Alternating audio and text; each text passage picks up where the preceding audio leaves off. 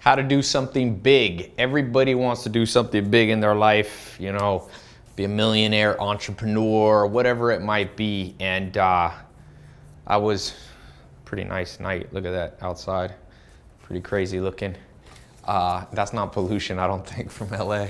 Just looks cool. I was just reading this book. This is, some people consider it the best business book you can ever read. That's what Wall Street Journal calls it. It's called Getting More. It's by this Wharton professor. He teaches a class at Wharton Business School. That's the most sold out class in history of the university. And he has this one little chapter. He goes, you know, why did he call this wanting more? He says, that's one of the instinctive human desires, isn't it? More. Whenever you do, whatever you do, don't you wonder if there's more? Doesn't have to mean more for you and less for someone else. It just has to be more. And it doesn't necessarily mean more money. It means more of whatever you value. More money, more time, more food, more love, more travel, more responsibility, more basketball, more TV, more music. And I just was thinking about, I mean, what I'm talking about now isn't necessarily about this book, but that's it. It's like there's something intrinsically built into us, this instinct. And I'm sure you've had it. I'm sure you had a cool idea before and you saw someone else actually do it. That's one of the most painful things that can ever happen to you in life, that missed opportunity where you see, it's like Netflix. I have to wonder how many people thought of the idea of just shipping DVDs in the mail instead of having stores like Blockbuster. Blockbuster ended up bankrupt, and Reed Hastings started Netflix, and now is, you know, built one of the coolest companies in the world. I was just watching a documentary on my phone on Netflix. 30%, at peak hours, 30% of the entire internet in the United States is running through Netflix. And so he took an idea and got more and more and more in a good way, in a way that benefits society, created something, a cool idea and innovation. And so, you know, today I thought I would talk about this subject for a second, whether it's you being a millionaire entrepreneur or you wanting more just quality of life. Like, what does it take to do big things? And so I think the first thing, I've talked about this before, it's like start with the principle of inversion. And Warren Buffett, the second richest man in the world, was speaking at a college. I saw this on a YouTube video. And he brought this up. He was saying, let's say you're trying to figure out how to do more, do something bigger, something cooler, something better for society, better for your bank account. He says, imagine you could bet. Go back, imagine you're back in high school. You can bet on any student there. And whoever you bet on, you'll get 10% as a bonus of their income each year. So if they make 50 grand, you'll get 5 grand a year. If they make $1 million, you'll get 100 grand a year, okay? He said, who would you bet on? Would you bet on the quarterback of the football team? Would you bet on the best looking person, the most popular person? He said, no. You would probably look for a set of intangibles. And then he said, to take this exercise one step further, and of course, Warren Buffett used this to become more than a millionaire investor. He used it to become a billionaire investor. He said, who would you bet against? And that's the principle of inversion. Flip it around. To know how to do something big, what guarantees that you will never do anything big? And Charlie Munger, who's the business partner of Warren Buffett, was asked that question. And he said 2 things. Sloth and unreliability. He said, guarantee you want to guarantee yourself you will never do anything big with your life. Be lazy and be unreliable. Somebody who sometimes does stuff and then flakes. He's like, those are, in his experience, those guys' experience. So I think the first thing is always invert. Like, think about what would I bet against turning into something big? And then make sure you never do those things. That's such, it's like a reversal of the golden rule. It's such a good concept that when I tell people it, they forget it. That's how most people are in the world. It's like people want some super complex mathematical E equals MC squared. I'm like, no, that's pretty good right there. Then number 2 goes along with this. be whoever you would bet on. So you know who I would bet on? Going back to high school or junior high or whatever. I didn't go to college. I dropped out of college. But who would I bet on becoming a millionaire entrepreneur and somebody who's going to do big things? Easy. I would bet on somebody who had what I call deep domain expertise and clarity. So let me explain what I mean. So like, let's say you're older and you bump into somebody from junior high or high school. And you remember that kid from junior high and high school. And that was the kid who now, let's say they're trying to start a restaurant chain. So they come to you and they say, hey, I'm raising investment. Do you want to invest in me? Now, if I think back and I was like, I knew that kid when he was 12 years old. And you know what he would do when all of us would, in the summer, go to camp and play basketball? He'd go work at his dad's restaurant. Or he was the one always, you know, in the kitchen at school working with the cafeteria people or whatever. And I was like, that kid always was focused on one simple thing. And he had always was like, knew a lot about food. That's who I'd bet on. I wouldn't care what he looked like. I wouldn't care male, female, black, white. I'd be like, give me the kid who had clarity on what they were doing young and pretty much, you know, just deep domain expertise. Learned about making sushi, learned about, you know, sourcing food, learned how to work on industrial stoves. The younger, the better. Now, if you're watching this and you're not that young anymore, the principle still applies. I'm not going to be delusional here. It still applies. But obviously, if you didn't start at 12, good news is most people, we live in a society where the educational system tells us that you got to wait for some reason until you're in your 20s to do big things, which, by the way, is a big myth. But if you're 50 and you're watching this, it's the same thing. You then reverse it again, another set of inversion, and you go, okay, I'd bet on somebody who had clarity and deep domain expertise, so then you become that person. You can't do big things without some level of clarity and deep domain expertise. Like Steven Spielberg was making movies at 7, he says. I went to a little thing with him, got to meet him. You know, the king of Hollywood, 7 years old, you would have found him at his home, pretty much high sense of clarity, like I want to do this, and not just clarity, but deep domain expertise. He was playing with different lenses. So you have to be that person, because I sure as hell would bet on Steven Spielberg, and that would be a good bet. Now, again, you can start on that at any age. The younger, the better. So the third thing here to do big things, I'll read you something. If you don't, where's my phone here? Let's put this on my Twitter and my Snapchat. If you don't follow, it's under Tai Lopez 1. And this is what Arthur Schopenhauer. So Arthur Schopenhauer is one of the greatest philosophers of all time. And I posted this, a day or two ago. He said, everyone takes the limits of their own vision for the limits of the world. Okay? So what you have to do is, I would question my self-imposed limits. So let's talk about this, because this can sound very cliche, but Schopenhauer was not a cliche philosopher. He was a complicated man. And you know, this book that if you've seen some of my other YouTube videos and podcast stuff, Hatching Twitter, this is a story of Twitter by Nick Bilton. So Nick Bilton was in here the other day. He's kind of the guy that knows more about the real story of Twitter than anybody.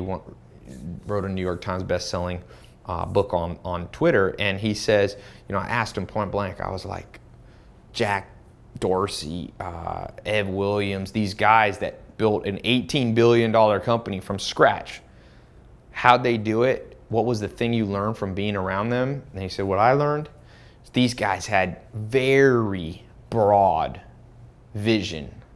He's like, they were hungry. Like, they weren't the guys going, Jack Ma is another person like this. Jack Ma started, I think he's the richest man in China now. He was making 80 cents a day, a dime an hour. And now, you know, he's worth whatever, 10, 20 billion dollars. And the thing, Alipay, he owns these different, Alibaba. And when I think it was eBay or no, it was Yahoo came to China and they wanted to buy Jack Ma's company. He had such broad vision where most people would have taken the deal. He said, he thought bigger. He said, no, I'm going to buy you. That's what he did. He bought, and he owns Yahoo China. So Jack Dorsey, same thing. These guys at Twitter, they thought big. And so what happens, and there's various reasons. There's good science. Can you grab me that book right there, that sociology red book? What happens if you're not careful? Yeah, that one, this one. So this is a book I keep around. It's a very famous technical book. It's by Dan Gilbert and Fisk. It's Handbook of Social Psychology. This is volume 2. I don't know where this is volume 1. Oh, I have volume 2 here. So it's this complicated book on, convergences and using the self to understand reflected self-appraisals. And one of the concepts that's in these type of books is something called social controls.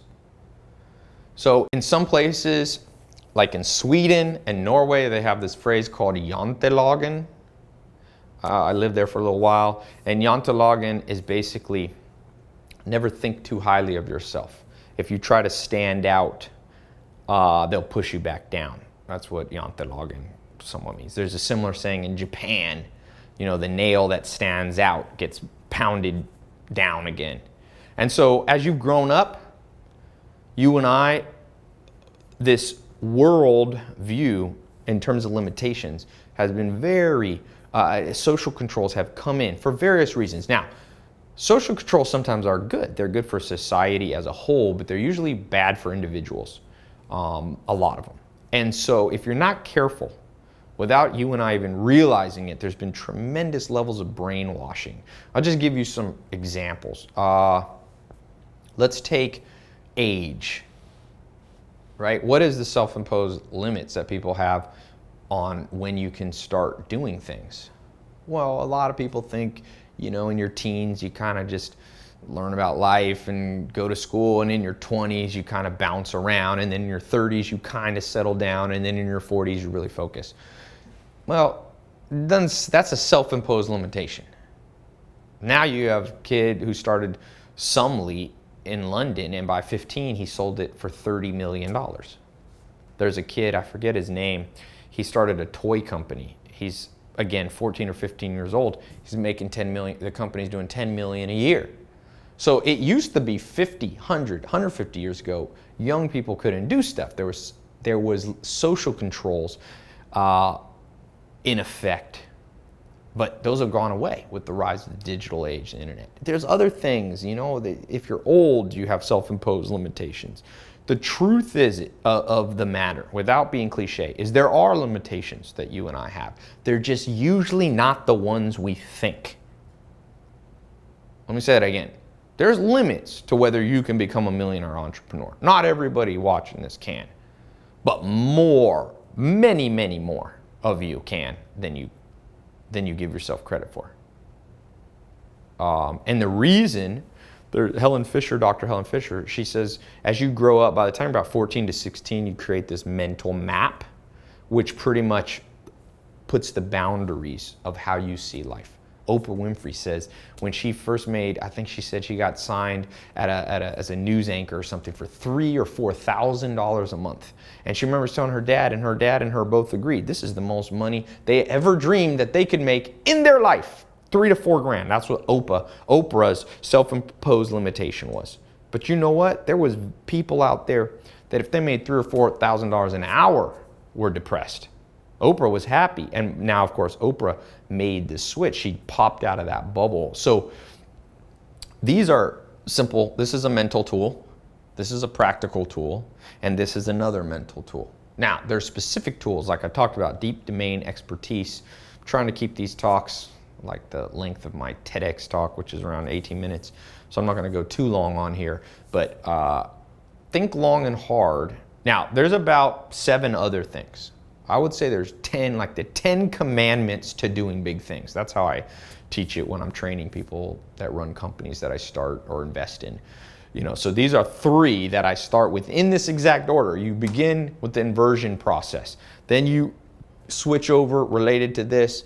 You figure out the attributes you will bet on if you had $1 million to invest, or if you got 10% of income, and then you become those. Very simple. It's kind of like the golden rule of business and big things. Then you have to do this one. If you don't do this one, the next 7 ones, which are very practical, kind of step by step of like, okay, you have an idea.